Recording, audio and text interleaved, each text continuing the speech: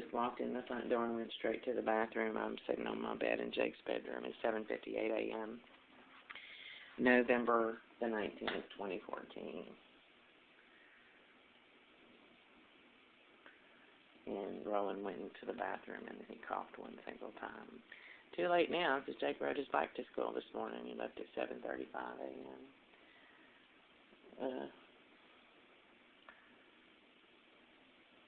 And it was cold as the devil out there this morning.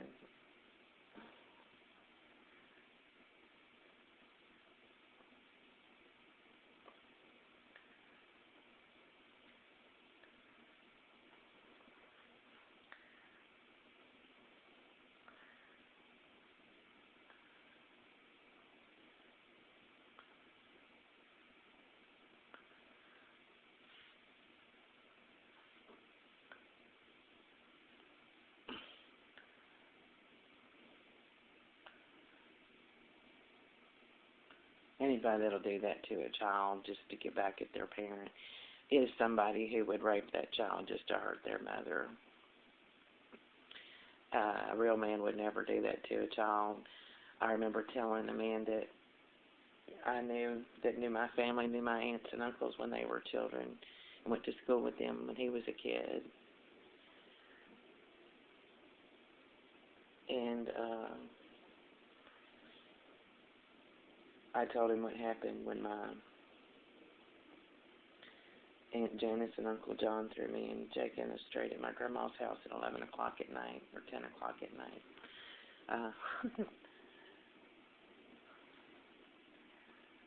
Roland just flushed the toilet.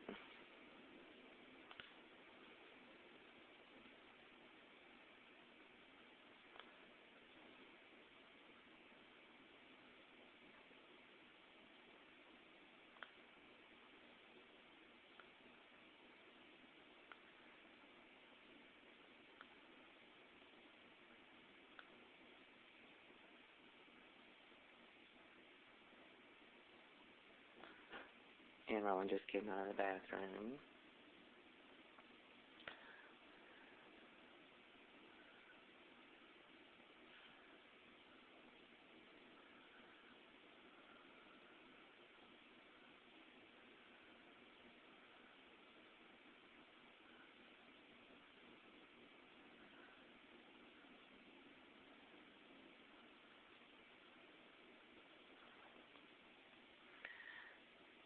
So he said it wouldn't matter. He said it wouldn't matter to me. He asked me what the conflict was. I told him it was that my grandmother was senile, and they thought, my uncles and all thought that I was trying to steal my grandmother's house from them, and which wasn't true. And that I had called her nurse because she had another bout of her irrational, abusive behavior. I think Roland just walked out the front door again.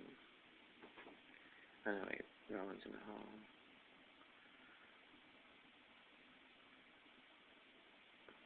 No, I think he went out the front door again. But I'd called her nurse and reported her behavior because of it, and I thought the doctors could do something to help her. My Uncle John translated that as me trying to have my grandmother put in a nursing home so I could have her house all to myself, which could never happen.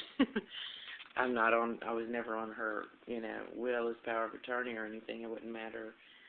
Even if that was true, and she had been put in a nursing home, they wouldn't have given the house to me. Her daughters, her children, had power of attorney over, and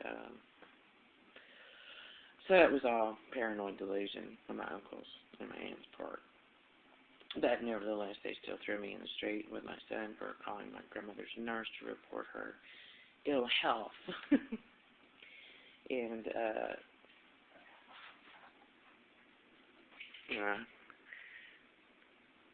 Fifi and Red are in the hallway, so Roland left again. Which, he hasn't let the dogs out to go pee, which he stopped doing.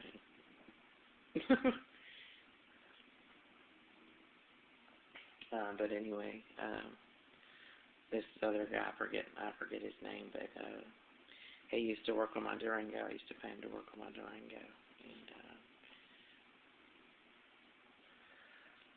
before I met Roland, he was the one who fixed my truck, and I paid him to do it. And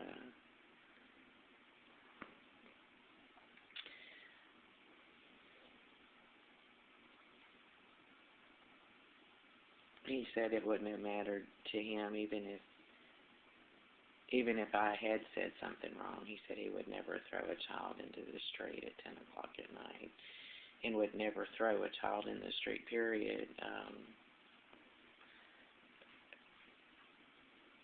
And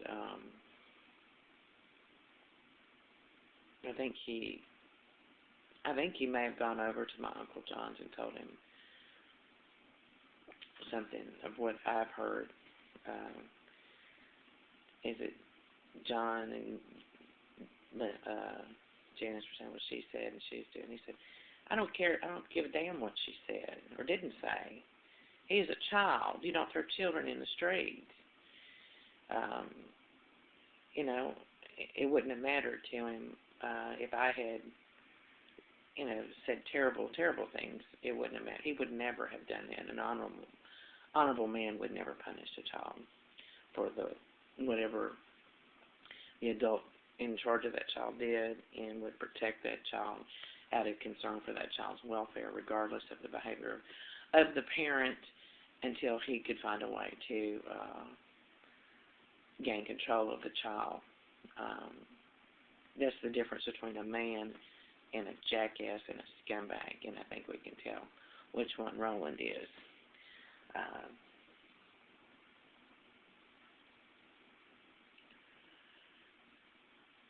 And it's the same games my ex-husband used to play, so, you know, to punish Jake,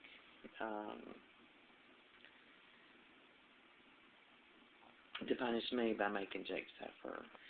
And pedophiles will do that. People will rape their children to get back at their spouse. Pedophiles will do that.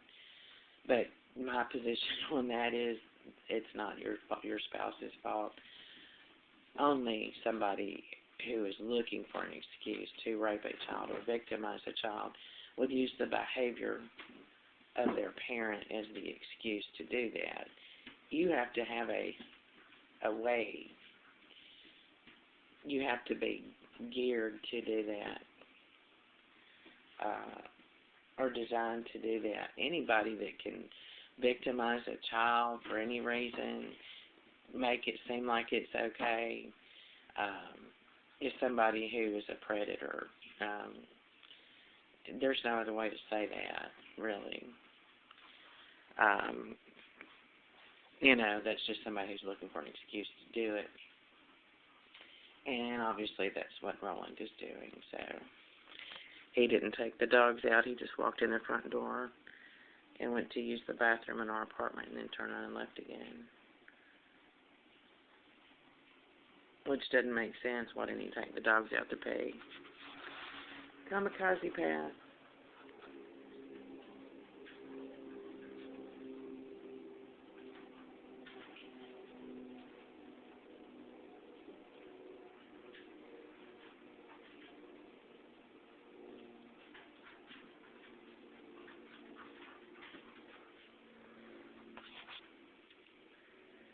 So what did he come home for? I think he just wanted to let the dogs out of his room. And he's tired of them sitting and pissing all over it.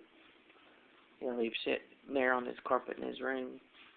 If you walk to his bedroom door and look in, you can see it just dried, crumbling, because you can look at it, it actually turns colors. It used to be brown, and it turns lighter brown, and it turns white, because it dehydrates.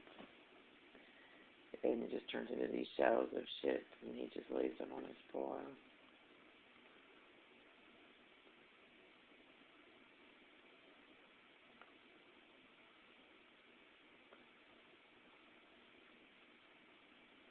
He didn't say a word to me, though. I haven't talked to Roland since 6 o'clock this morning when I asked him why he was following me to the bathroom every night. At which point, he told me that I couldn't use his car anymore. I was like, what does that have to do with anything? And I still want an explanation for why you're doing this. And I told him, and he wouldn't give me an answer. I told him it's because you don't have one, Roland. You don't have a reasonable explanation for it. Then he tried to turn it around and scare me, saying, "Are you staying up all night to watch me?" And that's what he's been doing to me. And I can prove it. I've got it on video. I've got him on audio saying that he was doing that. So, you know, sorry, no. I don't make deals with the devil. I lived with the devil. My ex-husband was the devil, and he played all kinds of games. I mean, games that you don't want to know he played that would just send your hair, curl your toenails to here, and it's predatory behavior is what it is, and that's it. No other way to explain that.